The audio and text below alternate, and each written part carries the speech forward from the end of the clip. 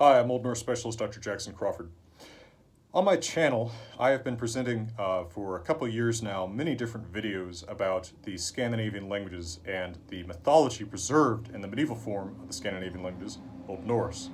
But I don't often talk about Finnish language and myth, and people ask me about that some, so I'd like to address why that is. And the basic reason is that Finnish is not related to the Scandinavian languages such as Norwegian, Swedish, and Danish. Now, ultimately, these Scandinavian languages, Norwegian, Swedish, and Danish, which for simplicity's sake I'm going to call the Scandinavian languages in this video, are Germanic languages. They are related to German, English, and Dutch, and ultimately they are Indo-European languages related to many different languages of Europe and Western Asia. Everything from Latin to Greek to Gaelic to Russian to Farsi to Hindi, all ultimately descended from Proto-Indo-European, a reconstructed ancestor language that would have been spoken about 5,000 years ago. On the other hand, Finnish is a Uralic language, a member of the Uralic language family, descended from a similarly reconstructed proto-language, Proto-Uralic, probably also spoken about 5,000 years before the present day. Finnish is closer related to Estonian, a little bit more distantly to Sami, the Sami dialects spoken in the far northern reaches of Scandinavia to this day, and more distantly to other Uralic languages such as Hungarian, Nenets, and Mari. Now, the Uralic languages have a very different sort of language profile than the Indo-European languages. For one thing, there is no grammatical gender. If you consider how in a language like Swedish or Danish, there is a common gender and a neuter gender, or how in another Indo-European language like Spanish, there's masculine and feminine, or in German or Russian, there's masculine, feminine, and neuter. But in the Uralic languages, there is no gender coded into the system. So, for example, he and she are the same word in Finnish. That's not to say that, of course, sex can't be distinguished, but it is not coded into the language system in the same way. The verb is also quite differently arranged. And in nouns, rather than indicating the relationships of nouns to other words in a sentence by means of separate words like prepositions, like we do in, say, English or the Scandinavian languages, Finnish and other Uralic languages use a wide variety of suffixes. Let me give you an example. The word for house in Norwegian, closely related to English, is hus. You can see the relationship quite easily there. But in Finnish, the word is talo, a different root from a very different language family. To say in a house in Norwegian, we would say i et hus. So, related elements arranged in the same order, and they're all separate words. But in Finnish, in a house is talossa. So ina, or in, is expressed as a suffix on the word house rather than as a separate word preceding it. Similarly, out of my house, in Norwegian, ut av mitt hus, but in Finnish, talostani. So the out of my is expressed by the suffix rather than by separate words. Or without a house, in Norwegian, utan et hus, but in Finnish, talota. There are about 15 such grammatical endings on nouns that express the relationship of the noun to other words in the sentence.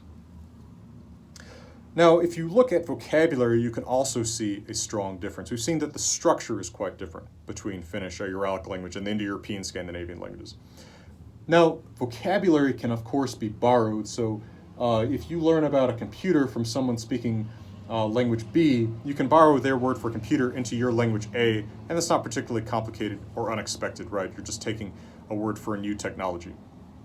But basic vocabulary for things like simple numbers or for elements of the natural world that are quite common tend not to be borrowed, and we see quite a difference between the words for these things in, say, Swedish and Norwegian, and between, say, Finnish and Estonian.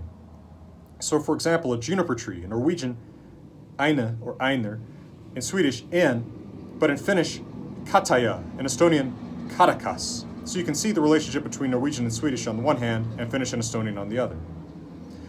Crow, Norwegian, kroka, Swedish, kroka, Finnish, varis, Estonian, vares.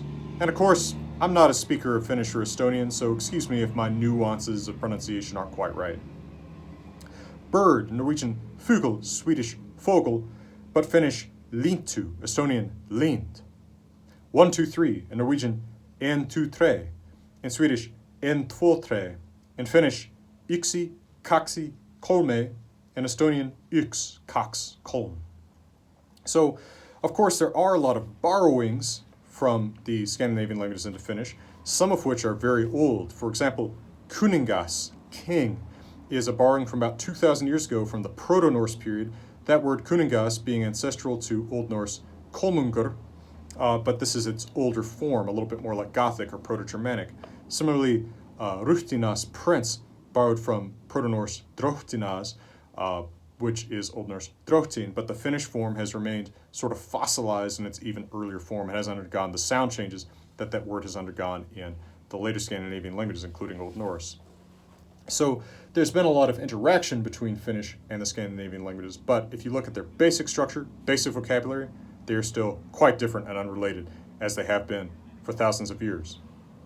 Now, Uralic and Indo-European may ultimately be related. That's quite possible. There are some deep similarities of vocabulary and structure there, probably more so than between any other language family in Indo-European, but it has never been definitively proven by any linguists that Uralic and Indo-European are connected or how they're connected, so we have to await some kind of demonstration of the exact sound correspondences. We need something like a Grimm's Law to explain the connection between Uralic and Indo-European, if it's there, and no one has discovered that just yet.